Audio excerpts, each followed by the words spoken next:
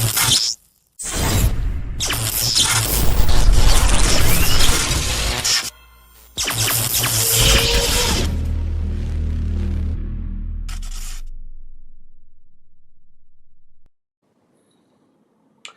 hello, everyone, and welcome here to FNL Gridiron. Nick and Astis, Steve Beals with you. We are presented by Beals Insurance, and we're live every Thursday night, 6 o'clock Eastern Time, here on Friday Night Lights, New Hampshire.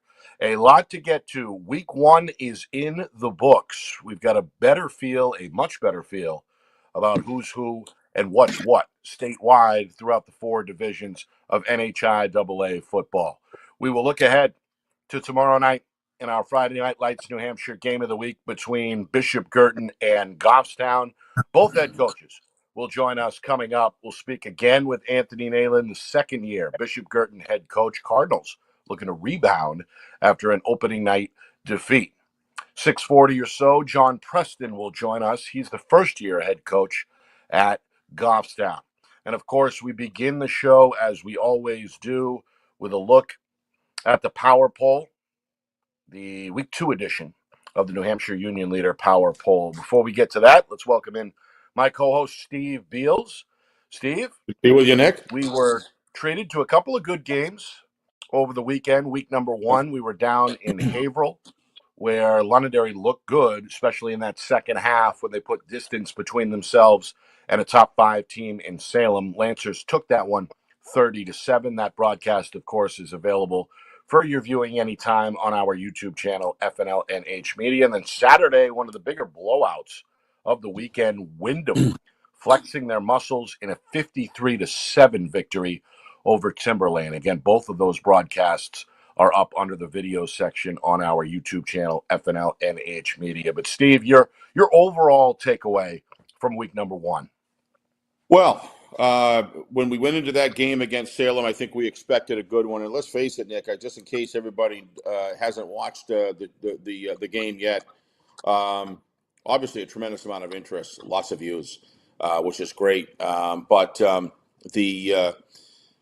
I believe I had it at 3 minutes and something into the end of the third quarter. 3 minutes left in the third quarter. The game was essentially 9-7, if I'm not mistaken.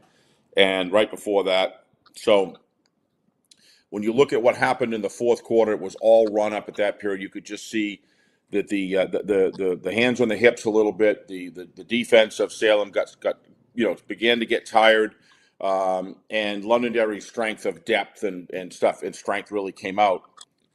I just think it's like we've talked about before on the post-game show, Nick, last week. This Salem team, don't take them lightly, or they're going to burn you hard because they are a good football team.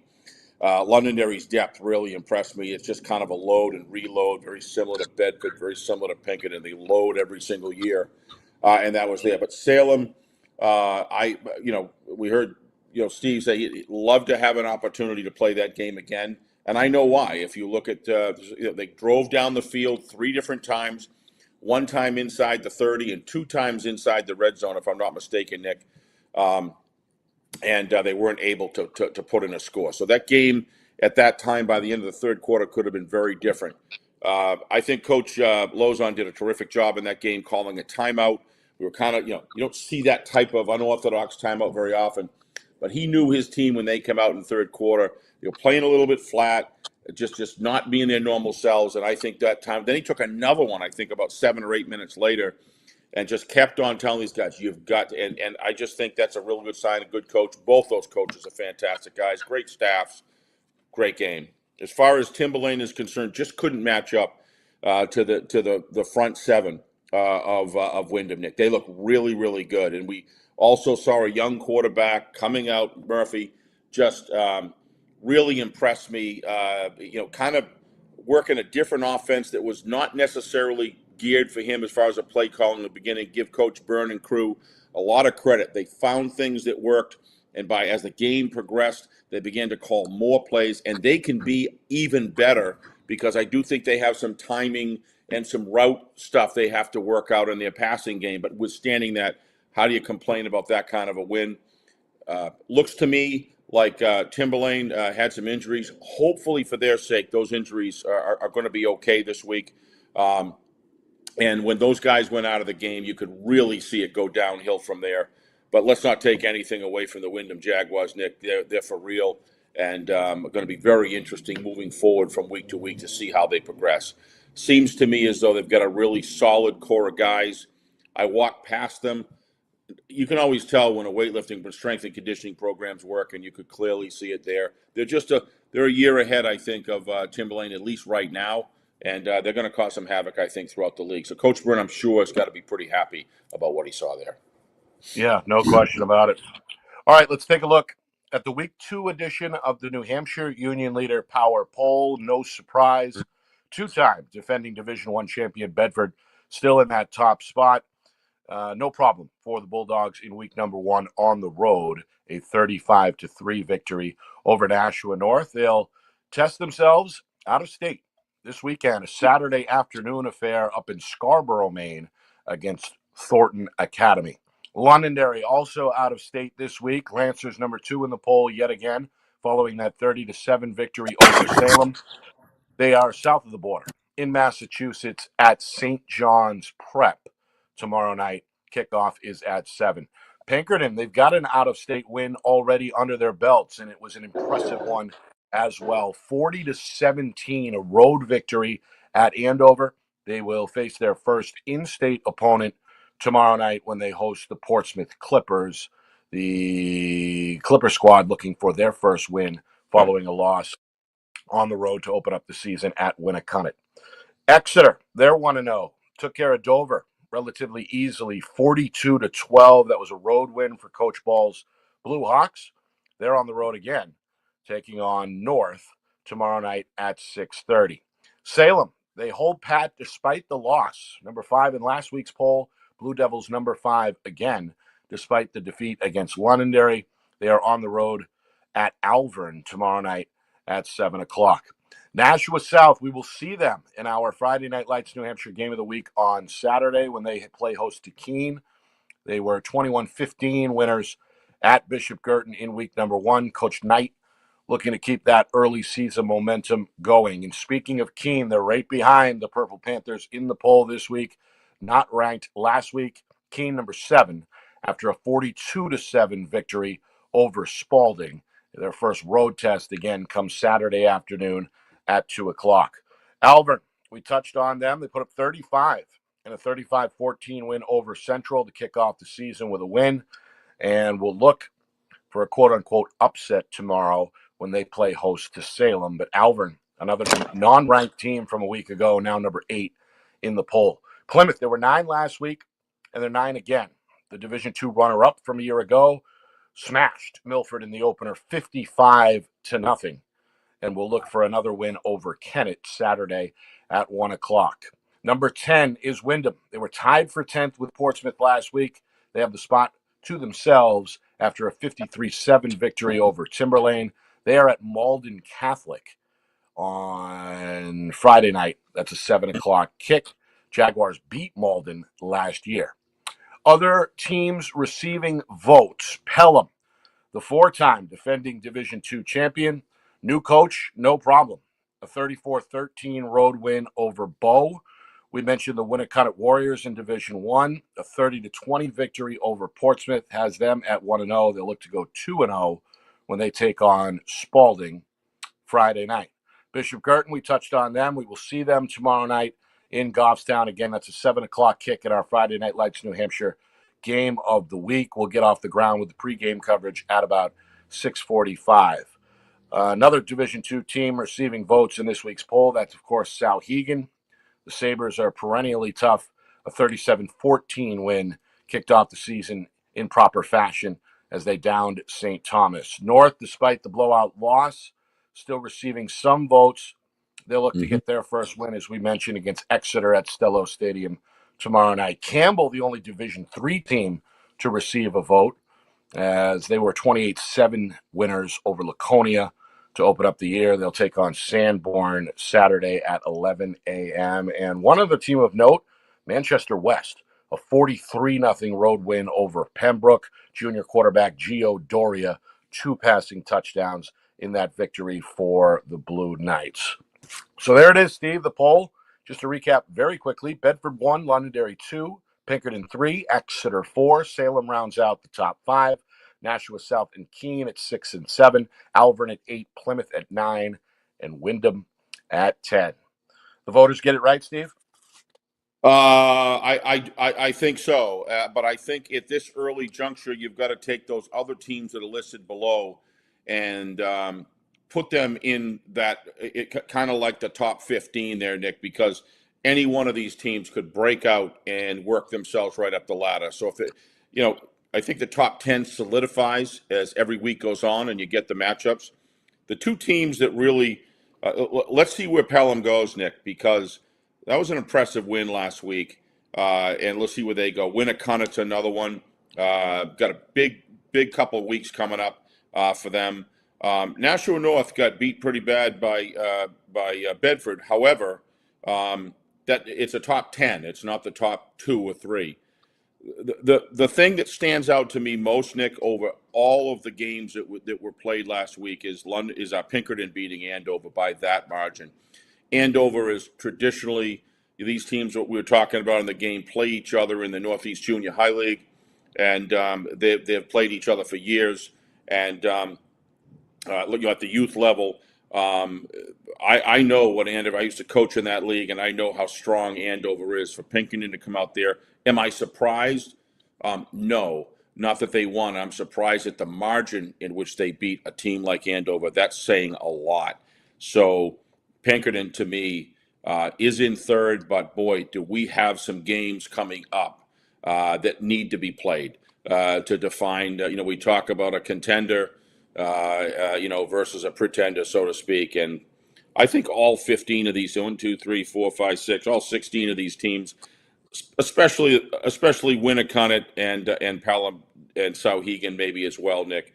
I hate to be bouncing around, but boy, it's very difficult. I think they did, to answer your question directly, I think that overall those teams are the right teams to put in it.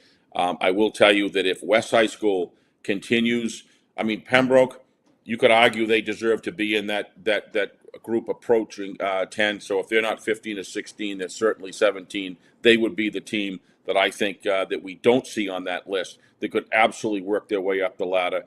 They got a great coaching staff, and that team is motivated, and they have the depth and numbers certainly in Division II to make a real run for it. So I would put the only thing that I wouldn't say it's got it wrong, but let's just not forget West High School, even though they're not in this list, because I think they're going to roll.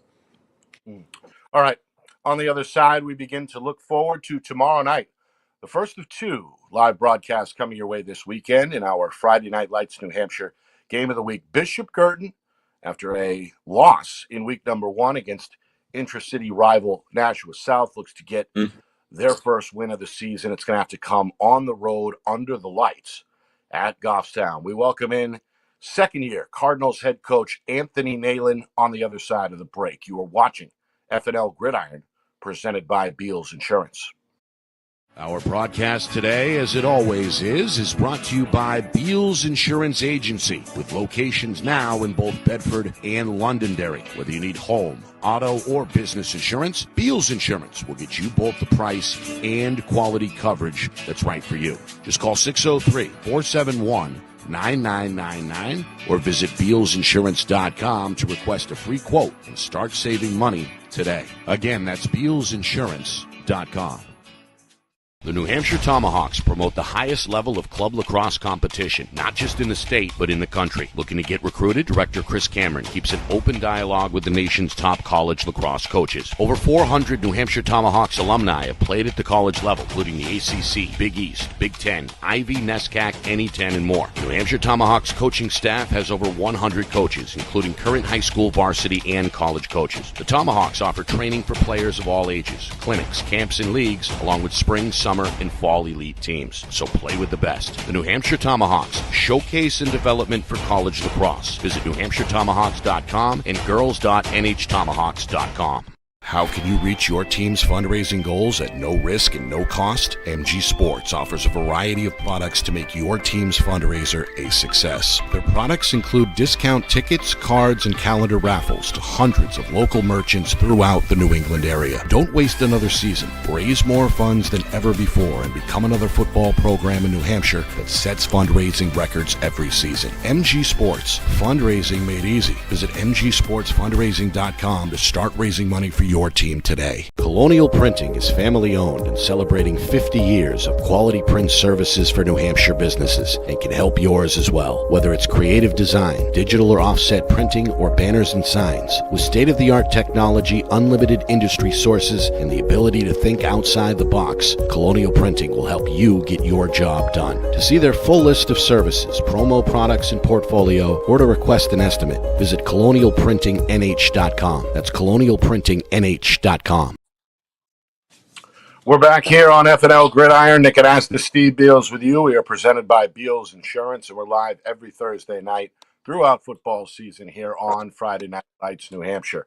Reminder, tomorrow night we kick off our weekend doubleheader with the first of two Friday Night Lights, New Hampshire games of the week, presented by Beals Insurance. Bishop Curtin at Goffstown. We're going to see the new field for our first time. Of course, under the lights, they've got the turf. It's all brand new over there at Goffstown High, so we're looking forward to that trip. And then Saturday, we are right back at it in the Queen City, live from Stello Stadium for a 2 o'clock kick between number 17 and number 6 Nashua South. Of course, that's the Gate City, not the Queen City. All right, let's bring in our first guest. Bishop Girton head coach Anthony Nalen, coach now in his second season with the Cardinals. Coach, thank you for coming on. How are you tonight? Good. How are you, gentlemen? We are good. Good, Coach. We appreciate you coming on.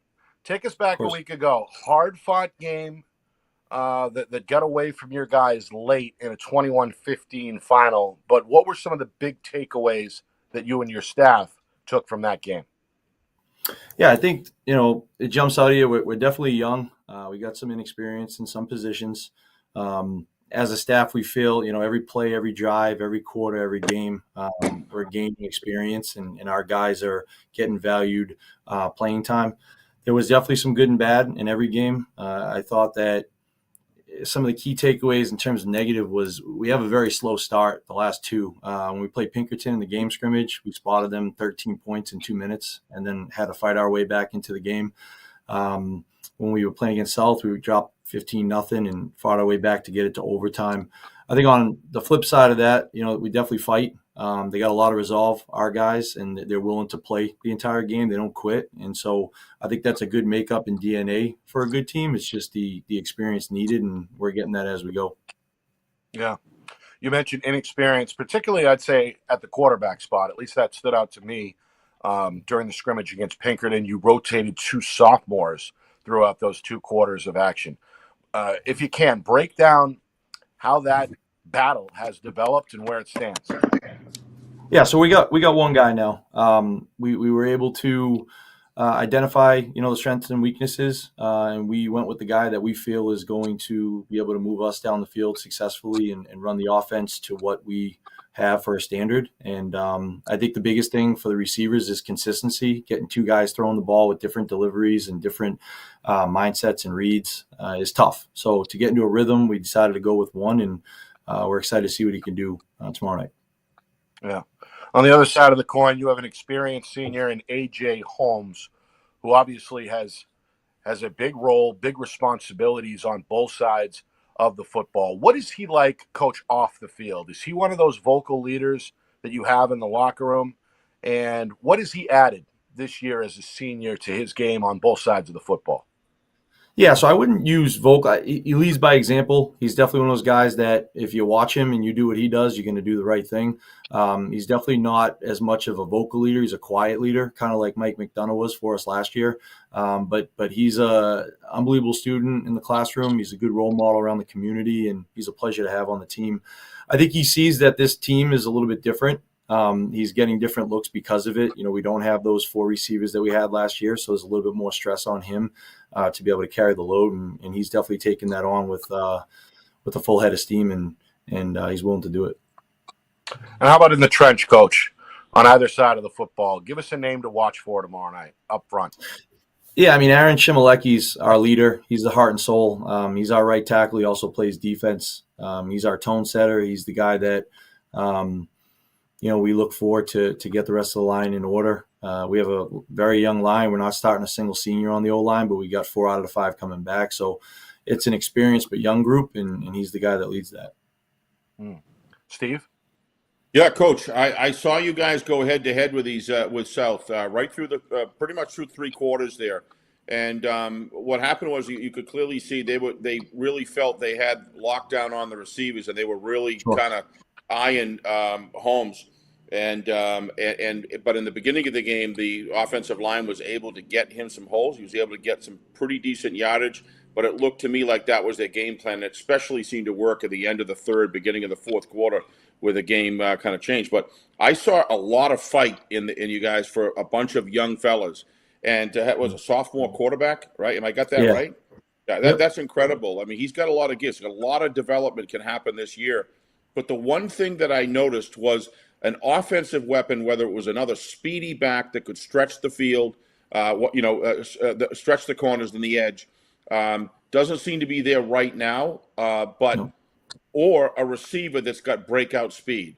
To me, that's the one thing that is going to force defenses to honor you more, and it's going to open up holes for Holmes and give But your offensive line is young. Why don't we just focus on the receiver corps? Do you see them developing as where you were, in August? Do you see that something that you guys can work on and develop a couple weapons out there? Yeah, I think you look at who we played week 1. South, you better not sleep on them. They're outstanding on the perimeter. They got a great front 7, but their skill is outstanding, and it was evident in that game. I think that our guys are definitely better than where they were when we started preseason camp. We have 4 juniors at the receiver position right now, so. They're kind of taking it as it goes, and they're seeing stuff, and the bright lights are hitting them, and they're working through it and getting the game experience. But it was definitely evident early on that South definitely had us in terms of the speed and physicality out on the perimeter. So I think that helped us in terms of getting ready for this game, knowing what the speed is and the physicality needed to beat a team on a Friday night. One of the things with Andre that I notice is he seems very mission oriented. One of the things I always looked in a quarterback, and when I would pick a quarterback to a new quarterback to come in, as I was looking at somebody who would carry out the mission from the sidelines. He certainly seems to have that. Seems to be pretty cool too as a sophomore. Maybe I'm missing something, but that's what I'm seeing from him. How's your relationship with him?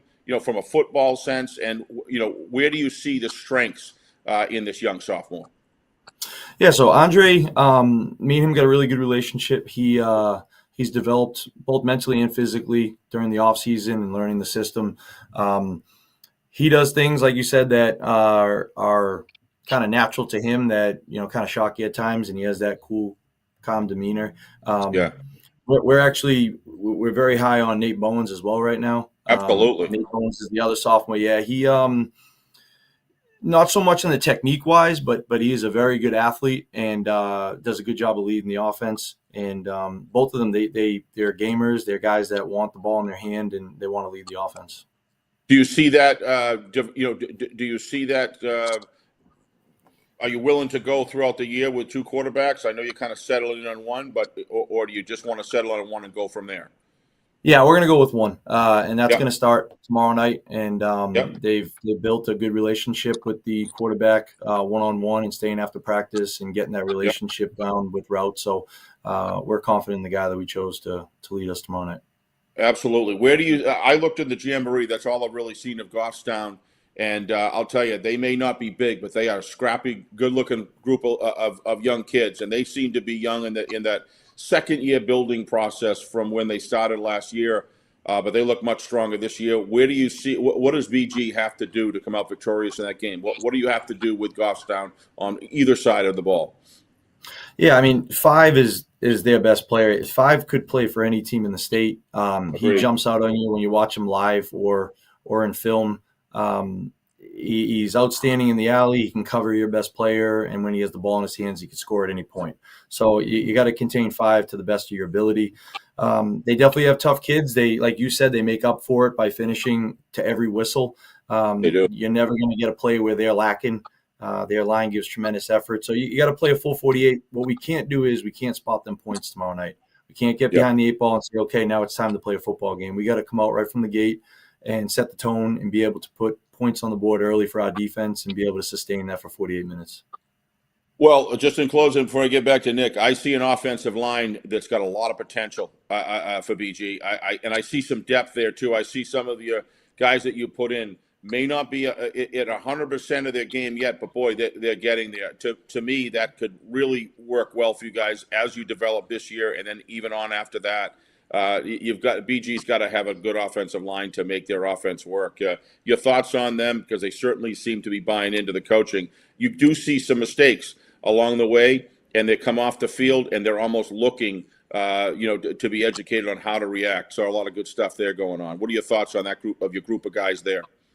Yeah, they're smart. And, what our weakness was last year is what our strength is this year. And so a lot of our stress with the coaching staff is on that perimeter game because of the fact that, one of our strengths is our O-line. But, yeah, I mean, with the back like A.J. Holmes and then being able to have 5 guys that are willing to get their nose dirty and do the assignments, it's a breath of fresh air from last year in that regard. I think this group is really going to, head in the right direction. And by the time we're playing late October football, this is going to be definitely our strength for the. I see that with both of these teams throughout the year that are going to be playing tomorrow night. We're excited to cover it and look forward to being there and covering this game because to me these are both teams of the future and present too. But I'm saying from a developmental standpoint, can see a lot of upside potential these guys this year. So good luck to you tomorrow night. I appreciate that. Thank you very much. You bet. Coach, I got one final question for you. Now that school is back in session, you got your first road game tomorrow night. What happens leading up to kickoff between now and then in terms of an itinerary? Can you take us through kind of the game day responsibilities for you, your staff, and the players themselves? Sure. So they're actually right now eating team dinner after their freshman game. They'll go home, get a good night's sleep. They probably got some big tests tomorrow on a Friday. And then right after school, they give them about a half an hour to settle in and change. We'll have a walkthrough at 3 o'clock. We'll load the bus up around 3:45. We'll make sure that everyone's got all their stuff and head out. It's going to be a lot of traffic, obviously, on a Friday. But we'll get there. We're hoping for about 2 hours before the game. We'll have our upperclassmen and varsity players do some field recognition stuff out there and get comfortable with the field. It's a new field, new territory, a place we haven't played yet. Yeah, nice place. So just kind of do like a little field observation for our guys. And once they're feeling comfortable and ready, they'll head back to the locker room, and then we'll come out through our process and do our stretching, team, and get ready for a kickoff and try to play for 48 minutes. Good stuff, Coach. We appreciate it as usual. Good luck tomorrow night. And thanks again for coming on. All right, I'll see you guys tomorrow. Thanks, Coach. Best of luck. Take care. That's second-year head coach Anthony Nalen on the eve of his squad's first road game. Again, tomorrow night, we're on the air at about 6:45, kickoff at 7 o'clock from Goffstown. First season under the lights for the Grizzlies, and we're looking forward to that one. Both teams, by the way, looking for their first win as the Cardinals fell just short a week ago against Nashua South in overtime, and also Goffstown lost the squeaker against Concord in week number 1. Steve, what was your big takeaway there from Coach Nalen? I'm just impressed with him. I was impressed with him last year. Who wouldn't want your son playing for Coach Nalen, to be honest with you? What I saw in the Jamboree with Coach Preston was a guy who was who kids were he really was into. I'm looking forward to speaking with him as well. But Coach Nalen has shown me that his ability to stay cool in developing a program. He knows what makes high school football teams good, and I see the staff really engaged working with the sidelines there. If the kids buy into what's going on, I think BG, the biggest thing, Nick, more than anything else, is they don't have an offensive weapon to allow to take away the ability to defend Holmes. And I think that will come when they get like he's settling in on a quarterback, and I think he's smart. That's why one of the reasons I asked that, Nick, is because I want to know, settling into a quarterback at this juncture, they've done their due diligence. They're going to go with it. And now all of a sudden the receiving routes, like he said, start getting a little sharper, and it starts getting a little more fine-tuned, and they get used to one another. And that's going to be really necessary for this team to stretch out the field and give Holmes some open space once he busts through the line, because he can do some damage there. But I do think that somebody has to emerge as a force in the secondary offensively, get into the secondary and cause some havoc and force the linebackers. But one thing you do know is that Coach Nalen will have an offense that allows him to attack every quadrant of the field. I look at the spacing of their passing patterns; they look very good.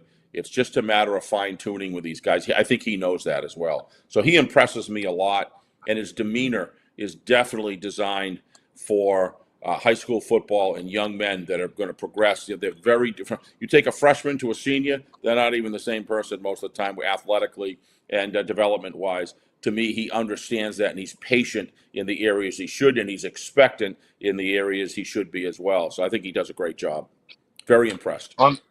His opponent will join us on the other side as we take our final break, and then welcome in first-year Goffstown head coach Coach Preston as the Grizzlies are under the lights tomorrow night in Goffstown.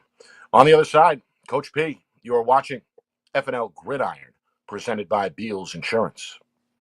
Our broadcast today, as it always is brought to you by Beals Insurance Agency, with locations now in both Bedford and Londonderry. Whether you need home, auto, or business insurance, Beals Insurance will get you both the price and quality coverage that's right for you. Just call 603-471-9999 or visit BealsInsurance.com to request a free quote and start saving money today. Again, that's BealsInsurance.com.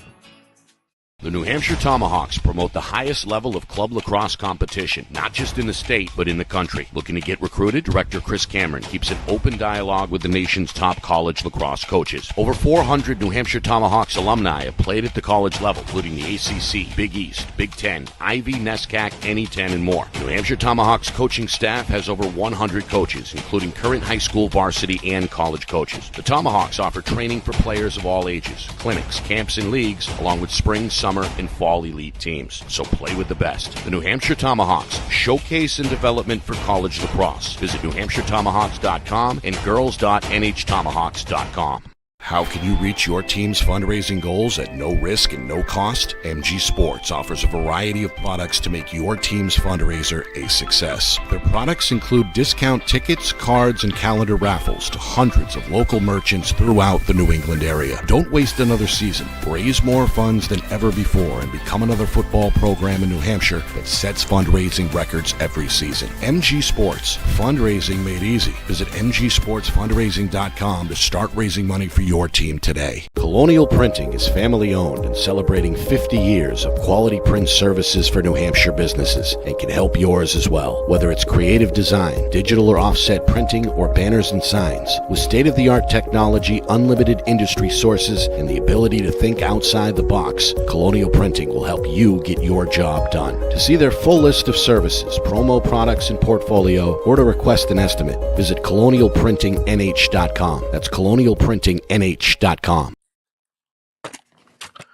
Welcome back here to FNL Gridiron. We're presented by Beals Insurance. Nick and Astis, Steve Beals with you every Thursday night during football season. We're live on the air at 6 o'clock Eastern. Of course, you can watch the show anytime after that. It is archived under our videos section on our YouTube channel. Of course, that is FNLNH Media. And while you're there, if you have not done so already, please hit the subscribe button. We appreciate Anthony Nalen, second-year Bishop Girton head coach, for jumping on. Of course, the Cardinals are in action on the road tomorrow night at Goffstown. Under the lights, first year, the lights are in effect up in Goffstown. We'll be on the ground at 6:45 ahead of that 7 o'clock kick. And then Saturday, second part of our Game of the Week doubleheader, takes place in Nashua at Stello Stadium as Nashua South will host Keene. Let's bring in our second guest, first-year head coach at Goffstown, Coach Preston, joining us live from the car. Love the car interviews. Coach, how are you? I'm doing well, guys. I got to apologize for being in the car. I'm on the way back from our freshman game right now, so I had to pull over in a parking lot to You go must get have some good stuff. cell service there because it's coming through good and strong. So, I won't lie to you. I ran into the subway and I asked for their Wi-Fi, so we're good. We appreciate you making the effort, Coach, and you are not the first to Absolutely. join us live from the car, Absolutely. so we're used to it. I Coach, before appreciate you guys having me on. thank you for coming on. Coach, before we dive into your group and break down the roster, introduce yourself to our audience. You're obviously a first-year head coach at Goffstown. You're a New Hampshire native originally, spent some time in the Midwest, got some coaching chops out there, and then came back to the Granite State. Give us your resume, if you can, before we dive into the team. Absolutely. So I actually played up at Bishop Brady for about 3 years.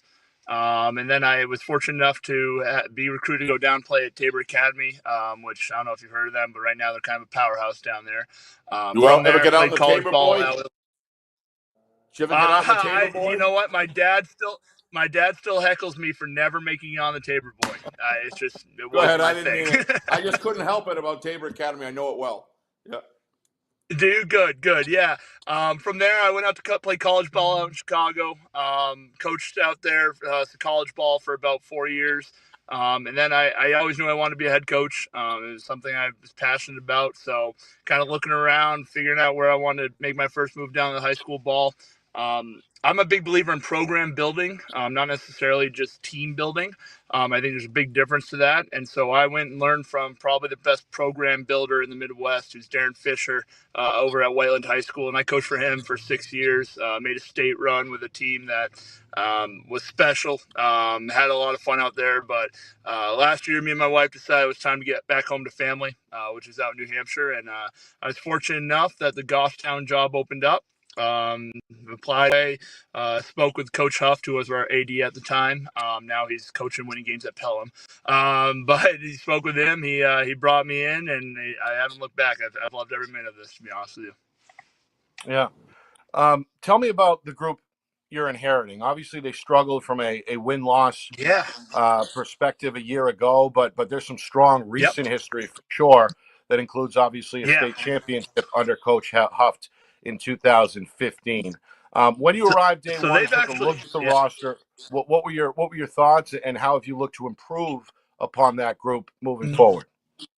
Well, I mean, the biggest thing was it wasn't just 1 year struggle. They won one game in 2 years, right? So there was not a lot of positivity in that program over. The thing I noticed was I took over a roster of 32, which competing at the Division I level here, that's not good. And so we're up to 70 now, which is pretty good for us. I envision a program like us having 80 to 90 kids a year. That's where we kind of need to be at for us to have success.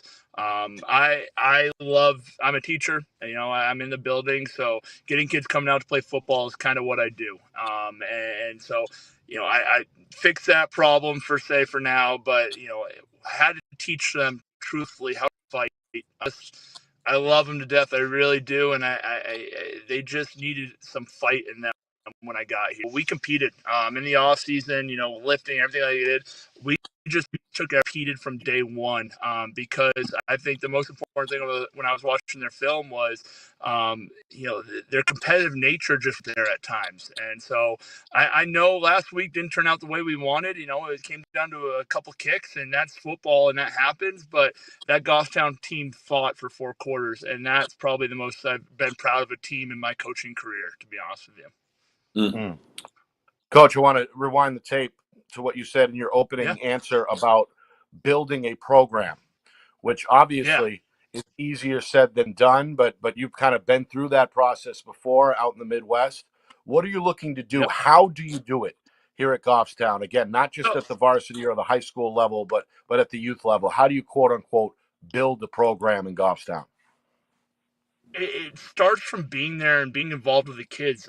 I mean, like I kind of told you, it was more important for me to go to the freshman game today, make sure I was there, that I'm visible for them. I've been at every middle school game, involved with the youth league. a head coach has to be involved in every program for it to become a program, and that's something that I think is very important. I am blessed to be married to someone that is also a coach that gets it, and so she knows, fall is a busy time for me.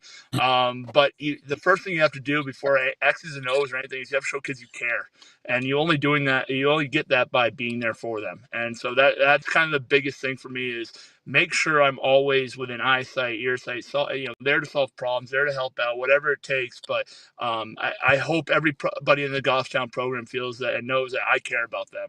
And that's the difference between a program and a team, right? I'm coaching next year's team just as hard as I'm coaching this year's team. Yeah. And then, of course, especially I would imagine in year one, it's important for a new coach to have some liaisons in the locker room, so to speak. Some of those older guys, some of those leaders, some of those seniors that you can lean on. Who are those guys here early on in the year? Yep. Well, and I like that, but it actually starts with your staff, right? And so I walked in, and I'm taking over a program where I didn't know who was coming back staff wise, and obviously I'm not really from here, so my connections were limited. But I've been fortunate to bring in 11 people, and actually one female lacrosse head coach that's helping us out this year, to come help us out and rebuild this thing, and that's where it all started. You got to surround kids with good people. And that's what I've done. Now, in the locker room, I mean, there's a couple kids that come to mind right away. The first, obviously, is Jay Perez, our quarterback. Everyone in the state knows who Jay is. I'll be honest with you, he's probably one of the more special athletes I've ever coached. His knowledge of the game, what he does, his athleticism, and just an overall great kid. He's a special football player. But you had some kids, too, that in the last couple of years, they've played a lot of football, but they need to find their voice. And I hope I provided that for them a little bit. We've had some kids really step up, Carter Charest, Tyler Samar, Max Cody, Jake Gagney, these senior group that we have that's really anchoring us right now, Logan Charest and guys like that have played football, have really stepped up, so that senior class especially, to become leaders on this team. They've seen what it is when people haven't been good teammates, and we've really stressed being a good teammate to one another. And I think that senior class has done a phenomenal job of that, to be honest. They care about the freshmen as much as they care about their senior brethren, which is just awesome. Steve? Jaden Perez, let's talk about him a little bit more, Coach. First of all, thanks, as Nick said, for coming on. Really appreciate it. I hope that Subway internet keeps holding up. Let's talk about him for a minute. One of the things I noticed about him during the game, you ever talk about a leader by example, what he does, and I see the other guys flowing with a lot of his energy. There they go as well. I only saw a half of football in the Jamboree, but I got a lot out of it. And if you saw the game, I was calling you guys scrappers. But before we get to that part of it, because they are scrappers, let's talk about Jaden. Seems to be able to play real fast, real intensely, but yet there's a mind going behind that. He's got a processor that processes the mental part of the game at the same time just as quick. That's what I saw, and his execution is terrific. Talk about this young man. He's terrific. Let me give you an example. You saw the scrimmage, the quarterback keep that kind of won us that game right there. That's him. He called that. He sees the field better than probably any player I've ever had around. And truthfully, I'll be honest with you, and we've talked about this, so I'm not afraid to say it on here. He's a great quarterback at the high school level. He is a free safety outside linebacker at college by far. That's where he's going to shine. And he knows that. We all know that. And truthfully, defensively, he is able to diagnose plays so fast. Now, he also puts in the film work. He's got over 3 hours of film just this week. He does the homework. He does what's needed. And you're right. We go as Jay goes energy-wise. There's nothing to hide about that. But, and I want to challenge that a little bit. The thing that changed last week compared to the past years is I had a bunch of guys that were playing with their own energy, and it was for the first time, it wasn't just Jay's energy that kept Goffstown going. It was a bunch of guys, so I was very proud of that. Yep. But all starts with a leader, and then the others develop as they go. Yeah, let's talk about the toughness of the guys. You go out there, and I first looked and I said, "Oh, there's a bunch of little guys out there." Holy smoke! And then they started playing. Then they started playing, and it kind of reminds me of kind of like a Little Rocky and Clubber Lang kind of. You're not so bad. That's their Love attitude. it. I remember when I used to get in scraps in the playground with Ricky Breton. He was about half my size, and he just was so Yeah. scrappy. He'd wear you down. And Yep. those guys played a half a football in the jamboree that were really. No, I did all right, Nick. Don't get too ahead of yourself. I did okay, but I'll tell you, that kid was a scrapper. And I looked out at those kids. They all remind me of him. They you can smack them, but they just keep on coming, and they run to the football with intense speed. And there's a lot good going on as far as the education on the sidelines too. You guys, your assistant coaches were taking kids down the line. I saw it on Coach Nalen's team. That's one of the reasons I'm excited about this matchup tomorrow night, because there's a lot. You never know where either one of these teams are going to end up at the end of the year, because they're so smart. It's not just Jaden. You've got other smart guys on there that, especially a defensive Yep. backfield, the steps that they take. They screw down. They lay off. They're just very well educated. I mean, did you know that coming in, or is this something that you guys have been able to develop over the 7-on-7s and things of that nature as of late, rather than something before? Yeah. Well, first of all, I appreciate that. These are the teams that I thrive with. I've never had, even in Indiana, I've never had a bigger, faster, stronger team. I want scrappers. Give me that all day. And that's what we are. And there's no hiding that. My biggest kid's 240 pounds, right? And Yep. so, we have to play a certain way of football. And that doesn't change the physicality of the game for us. It just means we have to play a certain way.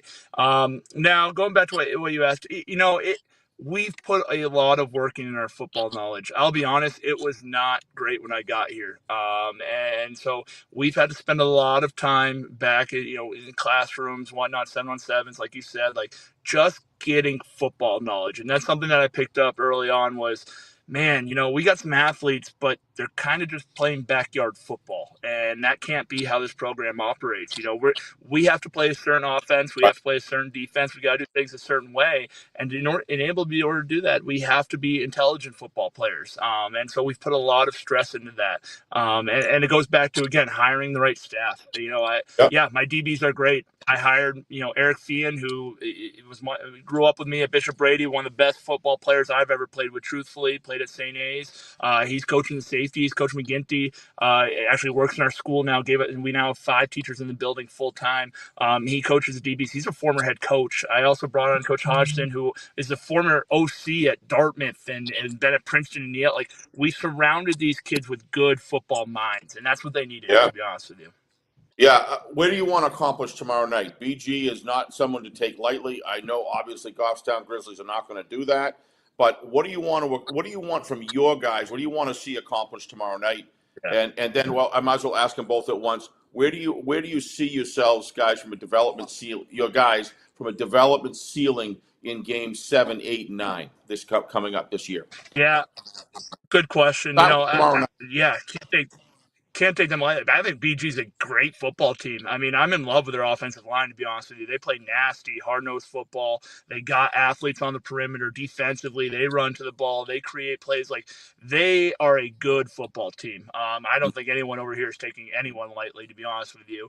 What we have to do is we have to clean up the mess from Friday of – we hurt ourselves with some of our, not, again, going back to football knowledge, we hurt ourselves in some scenarios that if we execute at a better level, that game's different at the end. It's not as close. And because we hadn't been in that situation, truthfully, in a couple of years, our kids didn't know how to go win a football game.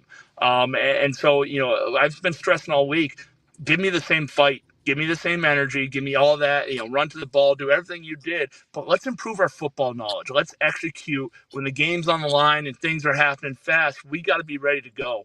And so we stress that all week long, to be honest with you. But at the same time, we're also a program development team. I want to play our best football in October. September is early. Last week was the first time that my OC has called this new offense. It's the first time these kids have played in a new offense for a full game and defense. We knew there were going to be some hiccups. That stuff's bound to happen. But my best football, I want to be played in October, not September. Absolutely. Not that these games aren't important. It's just we're building for to build all season.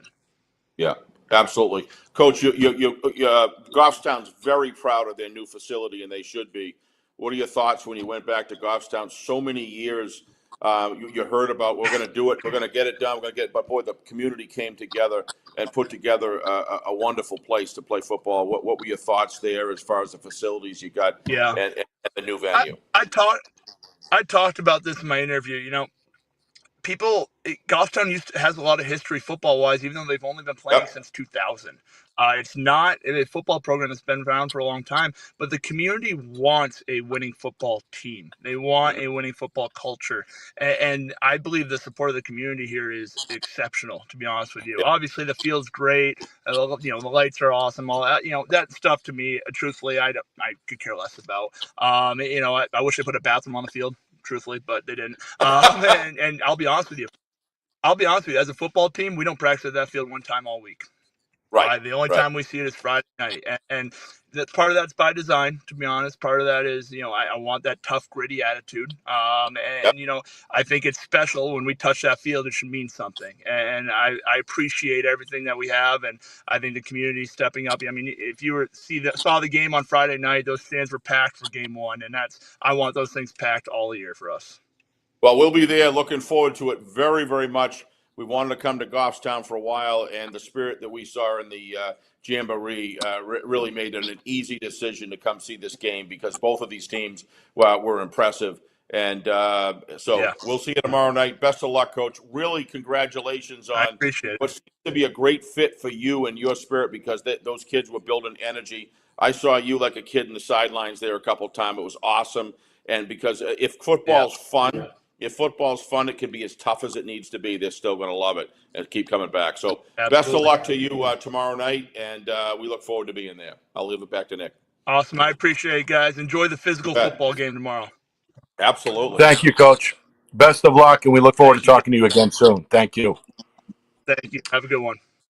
That's John Preston, the new Goffstown head coach, breathing some life into a program that had fallen on some down times over the last couple of seasons. But it seems like they've got the right guy in place, Steve. And as he just said, we're looking forward to a physical football game tomorrow when the Grizzlies host the Cardinals here on Friday Night Lights, New Hampshire. Yeah, energy. If I was going to talk about Coach Preston, forget all the X's and O's. Those are clearly there. We know that. Coming back from the Midwest where football's based essentially a religion, coming back to Southern New Hampshire, a lot of great things going on in New Hampshire high school football right now with programs growing. He's the type of guy that you want with that energy to drive a program like Goffstown because he hit it right on the head. He knows it. Goffstown he's got to be a comprehensive coach from the youth levels all the way. Build a culture, build a program. He knows how important it is to be at the freshman game so those freshman kids see the head coach. That's the guy that I'm going to play for. And then the positive reinforcement at that level and building that rapport with these kids at an early age. He's got all of that going. You can clearly see it. I happen to know the staff that you could see the other night, the education that was going on the sidelines with the kid. They were soaking up like a sponge. Very similar to the team they're playing, BG. You see the same thing there. And those are the programs that are going to excel over the next few years. But Goffstown cannot put together a top-level football program unless they have a large penetration or a large percentage of the student body that's capable of playing good football come out for the team. You could clearly see he gets that, and that's why the numbers are up. And he's not going to be satisfied till 90 because he knows you need 90 on the depth charts to be spiraling through and providing the depth that you need to play 4 quarters of Division I football. So I don't know what you thought, Nick. I really, really like this guy, but not just tonight. I liked him in the Jamboree, and I saw him walking up and down the sidelines and eye contact with his players. He's gonna give a heck of a job driving this program forward, I think. We got some great stuff from both head coaches tonight for sure, and we Guys are appreciate special. both Coach Nalen and Coach Preston Without a for doubt. taking their time out on the eve of week number 2. Final reminder, we are on the air tomorrow night, 6:45 in Goffstown as the Grizzlies play host to Bishop Girton. That's a 7 o'clock kick. That is our Friday Night Lights New Hampshire Game of the Week, presented by Beals Insurance. And then we're right back at it Saturday afternoon. 2 top 10 teams according to this week's New Hampshire Union Leader Power Poll. Keene at Nashua South. That's a 2 o'clock kick with our pregame coverage beginning at 1:45. Want to thank the guests one final time, Coach Nalen and Coach Preston, for joining us tonight. We appreciate the ongoing support of the sponsors as well. That, of course, Beals Insurance, MG Sports Fundraising, the New Hampshire Tomahawks, and Colonial Printing. For Steve Beals and our director, the man behind the curtain, Ben Beals, my name is Nick Anastas, saying so long. We'll see you next week on FNL Gridiron, presented by Beals Insurance.